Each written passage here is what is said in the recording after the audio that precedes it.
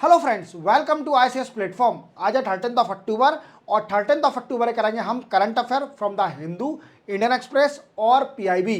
देखो दोस्तों, आज है संडे और संडे को हमारा वीडियो हमेशा लेट आता है। वैसे हमारा वीडियो रेगुलरली 10 AM आता है, क्लियर, मॉर्निंग में 10 AM। और मेरे हर वीडियो की स्पेशलिटी रहती है कि मैं आपको इंडेक्स बताता हूं कि पढ़ाने वाला क्या हूं, जिससे आपको रिलीवेंट लगे कि हाँ ये न्यूज मेरे लिए रिलीवेंट है। देखो, सबसे पहले बताऊंगा, Indian join United nation interim force in Lebanon. क्या है? इंडिया ने ज्वाइन कर लिया यूनाइटेड नेशन फोर्स को, जो कि लेबनान में अगेंस्ट इसराइल मिलिट्री, उसके बारे में डिटेल में जानेंगे, clear. Then after, Indian army looking for hiring helicopter. क्या है? सिविल एजेंसी से क्या कर रही है कि इंडियन आर्मी हेलीकॉप्टर हायर करने के लिए अप्रोच कर रही है। क्लियर कि वो सोच रही है कि Indian helicopter we can say hire किए जाए फ्रॉम दी सिविल एजेंसी। किससे? सिविल एजेंसी से हायर किए जाए। अब वो अपन डिटेल में जानेंगे। देन आफ्टर, राजनाथ सिंह ने क्या किया? 75 border road organization infrastructure inaugurate किए हैं। क्या है? वर्चुअली इनॉग्रेट किए हैं border infrastructure. 75 border infrastructure virtually inaugurate किए हैं, क्लियर। देन आफ्टर हम जानेंगे trade review of Indian ASEAN. जैसे आप जानते हो कि अभी मोदी साहब लियोस में गए थे। कहां गए थे? लियोस में गए थे।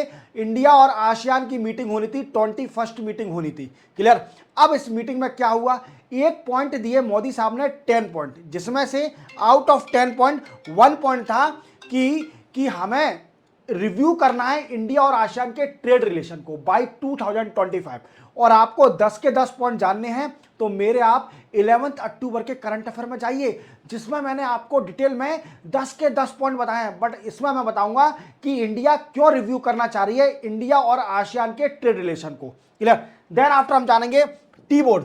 टी बोर्ड ने टारगेट सेट कर दिया है। जैसा आप जानते हो कि India is the second largest producer of the T in world में इंडिया दूसरा सबसे लार्जेस्ट प्रोड्यूसर है टी का।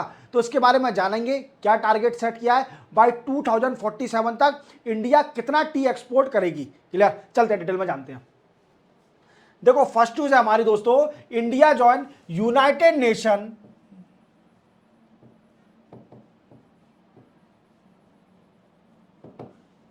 Interim force in Lebanon, clear. अब देखो ये क्या है दोस्तों। जैसे आप जानते हो पीस कीपिंग फोर्स होती है यूनाइटेड नेशन में। अगर कहीं भी कोई भी वार मार होता है तो अपनी यूएन खुद फोर्स डिप्लॉय करती है, जो कि कॉम्बिनेशन होता है यूनाइटेड नेशन के जितने भी मेंबर कंट्रियां हैं वो फोर्स कंट्रीब्यूट करती हैं, क्लियर। अब क्या है क्वेश्चन कि क्या है कि आप शुरू से मैं बताता हूं क्या कहानी थी कि इसराइल ने बॉम्बिंग कर दी थी over Beirut, capital of Lebanon, जिसमें हिजबुल्लाह के जो लीडर थे, कौन थे?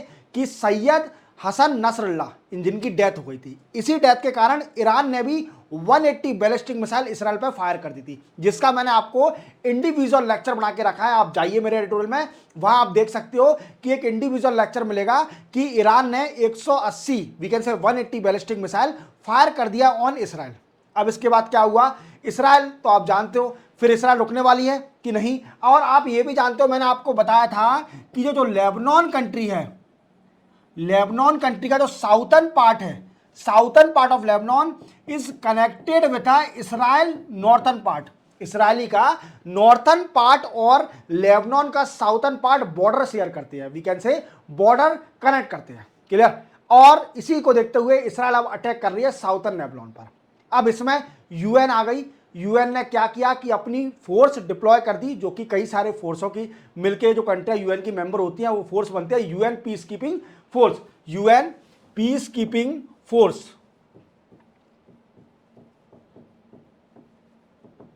Peace keeping force.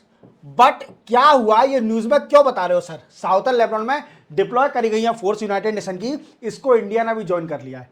और एक और बात याद रखना कि अभी इसमें 10,000 लोग हैं, इस फोर्स में 10,000 लोग हैं। कितने हैं?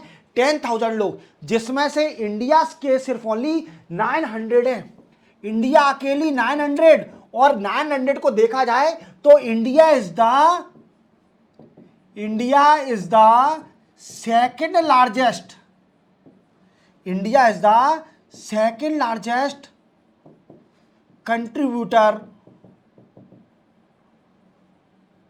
Of force in United Nation, we can say interim force in Lebanon, UNIFIL, clear, interim force in Lebanon. इसमें 900 फोर्स तो सिर्फ ओनली इंडिया ने भेजी है और इंडिया सेकेंड लार्जेस्ट कंट्रीब्यूटर है। अगेंस्ट, ये किसके अगेंस्ट है? Against Israel military. अब इंडिया ने इस फोर्स को ज्वाइन क्यों किया है? क्या है दोस्तों कि यूएन की जो फोर्स गई थी साउथर्न लेबनान में, वो इसराइल ने अटैक कर दिया था, क्लियर। इसमें क्या हुआ, बॉम्बिंग के कारण कुछ श्रीलंका के यूएन जो पीस कीपिंग फोर्स में ज्वाइन किया था श्रीलंका ने, उनके कुछ फोर्स जो सोल्जर थे वो डेथ हो गई उनकी। तो इसी कारण बस डेथ होने के कारण इंडिया भी नहीं चाहती कि लड़ाई हो। इंडिया ने भी अपने 900 जवान भेजे हैं यूएन पीस कीपिंग फोर्स के अंदर। तो India is the second largest contributor of soldier in United nation peace keeping force. समझ रहे हो आप मेरी बात को? अब क्या कहानी है, अब देखो दोस्तों, एक ब्लू लाइन भी आप समझ लीजिए। ब्लू लाइन क्या है सर? आप ब्लू लाइन और समझा दीजिए। ये ब्लू लाइन बड़ा समझ में आ रहा है। जैसे आप जानते हो कि इंडिया और पाकिस्तान का जो बॉर्डर है उसको क्या बोलते हैं? We can say LOC, line of control, clear. और जो चाइना और इंडिया का जो बॉर्डर है उसको बोलते हैं LAC, we can say LAC, what I means line of actual control, line of actual control. अब क्या है दोस्तों कि ऐसे ही इसराइल और लेबनान का जो बॉर्डर है उसको भी वी कैन से यूएन ने, यूनाइटेड नेशन ने एक नाम दे दिया है। 120 किलोमीटर को लाइन दे दिया है, line we can say border area, that is called border area blue line. Blue line, ये 120 किलोमीटर बॉर्डर लाइन है, ब्लू लाइन, क्लियर। अब क्या है दोस्तों, ये ऑफिशियली इंटरनेशनल बॉर्डर नहीं है, ये भी समझना। It is not a internationally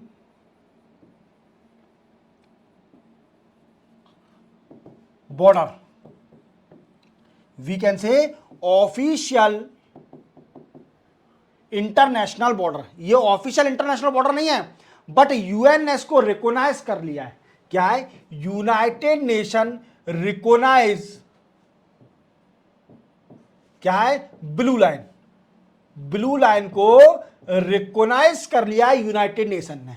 तो आप पूरी तरह समझ गए होंगे, मेरा बताने का यही मोटिव था कि इंडिया ने यूनाइटेड नेशन की फोर्स को ज्वाइन कर लिया है against Israel military, against Israel military, जिसमें इंडिया क्या करेगी? इंडिया सेकेंड लार्जेस्ट कंट्रीब्यूटर है of the soldier in United nation force, और ये सारी फोर्स साउथर्न लेबनान में डिप्लॉय करी गई है, जो कि इसराइल के जो मिलिट्री है उनके अगेंस्ट। और इंडिया ने अपने भेजे हैं 900 जवान, कितने? 900, और सेकेंड लार्जेस्ट है। और 10,000 फोर्स है ये, कितनी?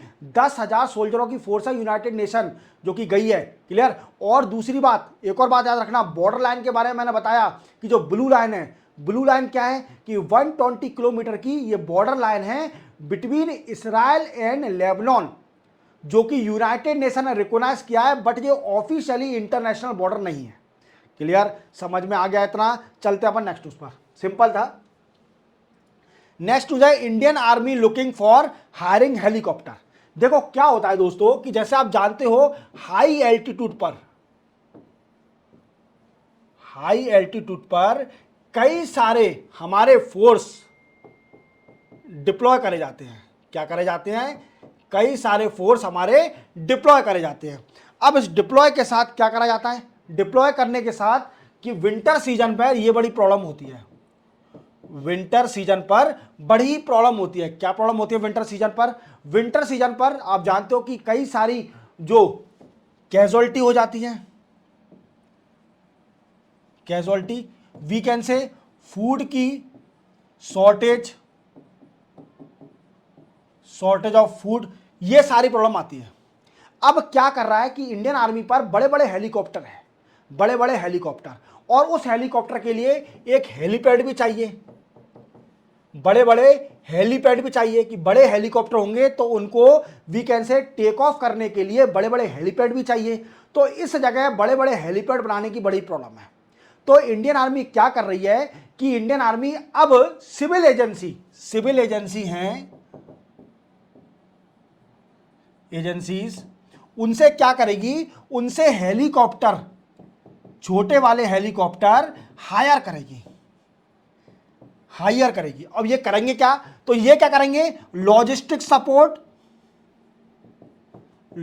Support, transfer of soldier in destination location,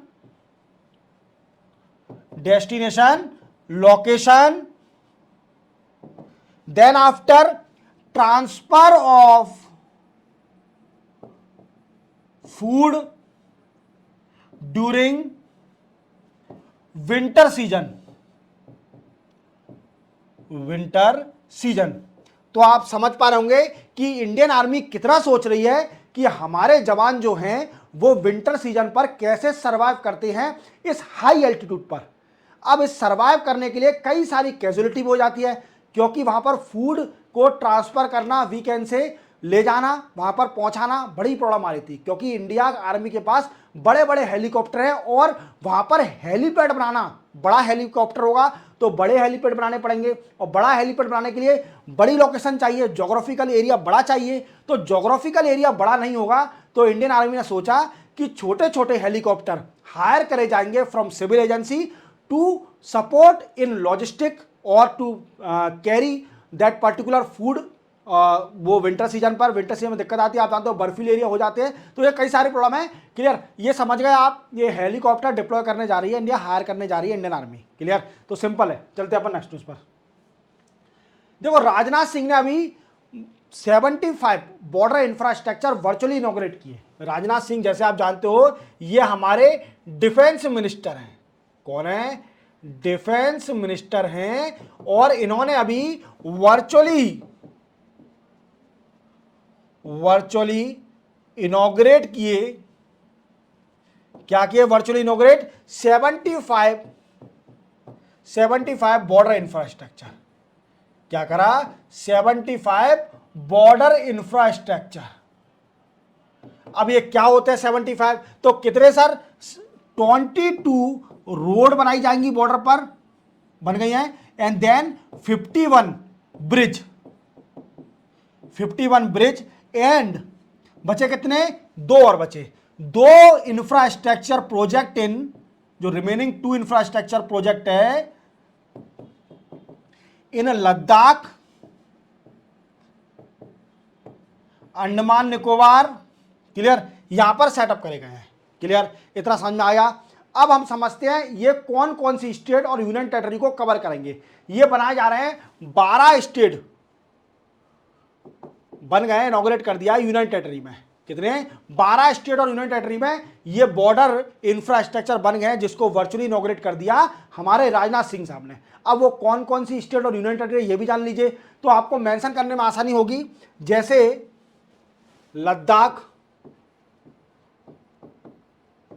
J&K, clear, Sikkim, Himachal Pradesh, we can say Rajasthan, Uttarakhand,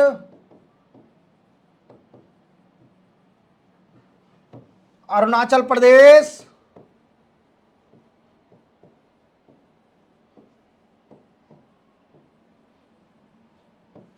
Nagaland,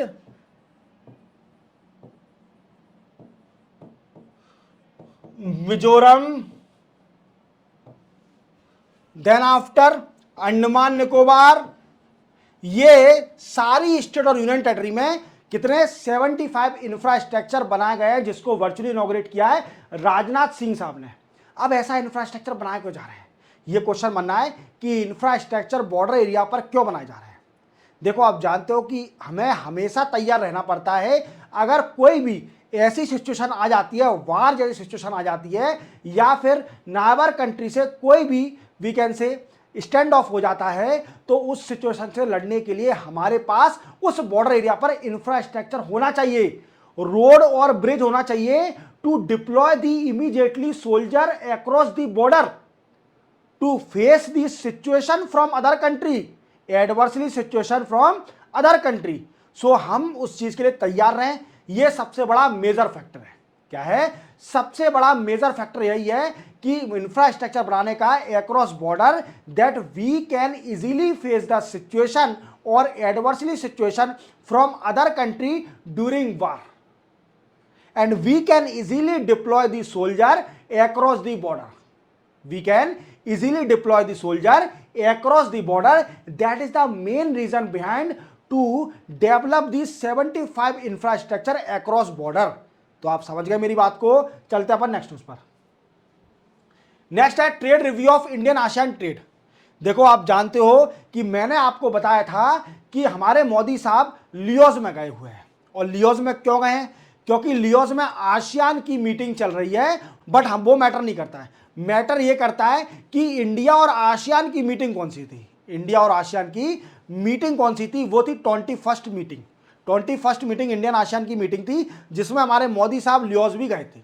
अब इसमें हमारे मोदी साहब ने 10 पॉइंट दिए जो कि इंडियन और आसियान के ट्रेड को एनहांस करेगा। क्या करेगा? इंडिया और आसियान के ट्रेड को एनहांस करेगा। अब क्या है दोस्तों, रीजन क्या है कि देखो इसमें कई सारे पॉइंट रखे गए, जिसमें एक पॉइंट रखा गया 10 पॉइंट में से मैं आपको 10 के 10 पॉइंट अगर जानना है आपको, तो मेरे 11 अक्टूबर के करंट अफेयर जो 10 बजे आता है उसको देखिए, उसमें आपको मैंने 10 के 10 पॉइंट पूरे क्लियर किए। अब उसमें से एक पॉइंट ये था कि review the trade relation between India ASEAN by 2025। क्या था एक पॉइंट कि रिव्यू करा जाए इंडिया और आसियान के ट्रेड रिलेशन को बाय 2025 तक। अब ऐसा रीजन क्यों था, ये पॉइंट क्यों दिया मोदी साहब ने, ये भी जानना बहुत जरूरी है। तो क्या है दोस्तों कि इंडिया और आसियान के जो ट्रेड रिलेशन थे, इंडियन आसियान कंट्रियां association of South East Asian country, इसके ट्रेड रिलेशन स्टार्ट हुए, ट्रेड रिलेशन इन 2009 में। कब स्टार्ट हुए? 2009 में डील साइन हुई इंडिया और आसियान में कि वो अपना ट्रेड रिलेशन बढ़ाएंगे। क्या है? ट्रेड रिलेशन को डेवलप करेंगे। क्लियर? 2009 में। अब क्या हुआ, इंडिया क्यों चाहती है इस जो वीकेंड से जो ट्रेड रिलेशन है इसको रिव्यू करना क्यों चाहती है? क्या हो रहा है दोस्तों, जैसे आप जानते हो कि चाइना ने क्या किया है, नई पॉलिसी अडॉप्ट कर ली है। क्या पॉलिसी? आप जानते हो कि चाइना जो कंट्री है वो एक्सपोर्ट लीड इकोनॉमी है, मींस ज़्यादातर एक्सपोर्ट पर डिपेंड करती है। अब ये कंट्री क्या कर रही है कि हर कंट्री के संग इसका वीकेंड से इसके फेवर में ट्रेड रिलेशन है, मतलब जे ज़्यादातर एक्सपोर्ट करती है, इंपोर्ट कम करती है कंट्रियों से, तो एक्सपोर्ट ज़्यादा करती है तो उसको फॉरेन रिजर्व मिलता है। अब कुछ कंट्रियाँ क्या है कि एंटी डंपिंग ड्यूटी भी लगाने लगी हैं। क्या लगाने लगी हैं? एंटी डंपिंग ड्यूटी लगाने लगी हैं, क्योंकि उनकी जो डोमेस्टिक कंपनी है वो डिस्ट्रॉय होते जा रही हैं चाइना के इंपोर्ट के कारण। अब चाइना ने नई स्ट्रेटजी अडॉप्ट कर ली। चाइना ने क्या किया कि कई सारी आसियान कंट्री पर अपना इन्वेस्टमेंट किया, कई सारी कंपनियों का इन्वेस्टमेंट किया और दूसरी कंट्री को आसियान के जरिए अपना ट्रेड रिलेशन बढ़ाया, अपना ट्रेड बढ़ाया, जिसको बोलते हैं रीरूट ऑफ ट्रेड। अब आप जानते हो कि इंडिया और आसियान का ट्रेड रिलेशन है बाय 2009, और इसी का फायदा लेते हुए चाइना को इसका फायदा मिल रहा है। जो चाइनीज के प्रोडक्ट है आसियान में, वो आसियान कंट्रियों के अंदर वो क्या कर रहे हैं, वो इंडिया आ रहे हैं, किसका फेवर करके? इंडिया और आसियान का ट्रेड रिलेशन का। और ये वाली बात इकोनॉमिक सर्वे में भी बोला गया। किसमें बोला गया? इकोनॉमिक सर्वे में भी ये वाली बात बोला गया कि इंडिया क्या कर रही है, इंडिया और आसियान का जो ट्रेड रिलेशन है इसका बेनिफिट ले रही है चाइना। चाइना क्या करती है, अपने प्रोडक्ट का रीरूट कर रही है आसियान के जरिए इंडिया के अंदर। तो इसी को देखते हुए इंडिया क्या कर रही है, अब इस डील को, जो डील साइन हुई थी 2009 में इंडिया और आसियान की ट्रेड डील, इसको रिव्यू करेगी इंडिया। और इंडिया ने आप जानते हो कई सारी एंटी डंपिंग ड्यूटी लगाती है। क्या लगाती है? एंटी डंपिंग ड्यूटी लगाती है किसी प्रोडक्ट पर। और एंटी डंपिंग ड्यूटी कब लगती है? जब कोई कंट्री, दूसरी कंट्री अपनी कंपनी को सब्सिडीज ज्यादा देकर उसके प्रोडक्ट को सस्ता करवाती है और दूसरी कंट्री में डंप करवाती है, तो दूसरी कंट्री अपना डोमेस्टिक प्रोडक्ट को बचाने के लिए वो एंटी डंपिंग ड्यूटी लगा देती है, जो कि कस्टम ड्यूटी भी है। क्या है? कस्टम ड्यूटी है, जिससे उसकी प्राइस और बढ़ जाएगी और इजीली कंपटीशन रहेगा between that particular country which is importer and exporter. Clear? इतना समझ में आया? तो आप समझ रहे हो कि इंडिया क्यों रिव्यू करना चाह रही है, कि जो इंडिया और आसियान का ट्रेड रिलेशन है, डील है, इसको क्यों रिव्यू करना चाह रही है। इसके पीछे रीजन क्या है? इसके पीछे रीजन है चाइना। इसके पीछे रीजन क्या है? चाइना। तो आप पूरी तरह समझ गए। चलते हैं अपन नेक्स्ट न्यूज पर। नेक्स्ट है tea board has set target to export 400 million KG by 2047। अब 2047 क्या है? ये क्या है? विकसित भारत। क्या है दोस्तों? 2047 तक हम विकसित भारत हो जाएंगे, we can say developed country बन जाएंगे। डेवलप्ड कंट्री बन जाएंगे 2047 तक, as decided by the government, कि 2047 तक इंडिया को डेवलप्ड कंट्री बनाना है। क्या बनाना है? डेवलप्ड कंट्री बनाना है 2047 तक इंडिया को। ये टारगेट है इंडिया का। अब वो टारगेट अलग चीज है, अपन डिस्कस कर रहे हैं टी बोर्ड। अभी क्या है? टी बोर्ड अभी एक्सपोर्ट करता है, India export T nearly 230 million KG. क्या है? 230 मिलियन केजी अभी इंडिया एक्सपोर्ट करता है राइट नाउ। और टी बोर्ड का टारगेट है कि 400 million KG means 400 million KG export बढ़ाना है बाई 2047 तक। और एक और बात याद रखना कि India is the second largest producer of T. India क्या है? सेकंड लार्जेस्ट प्रोड्यूसर है टी का। क्लियर? और इसका ग्लोबली कंट्रीब्यूशन देखा जाए तो ग्लोबली कंट्रीब्यूशन है 21%। मन सब प्रोडक्शन में देखा जाए तो इसका ग्लोबली कंट्रीब्यूशन है 21%। और एक्सपोर्ट में देखा जाए तो India we can say fourth largest exporter है। India is the fourth largest exporter of tea और इसका ग्लोबल कंट्रीब्यूशन है 12%। कितना है? 12%।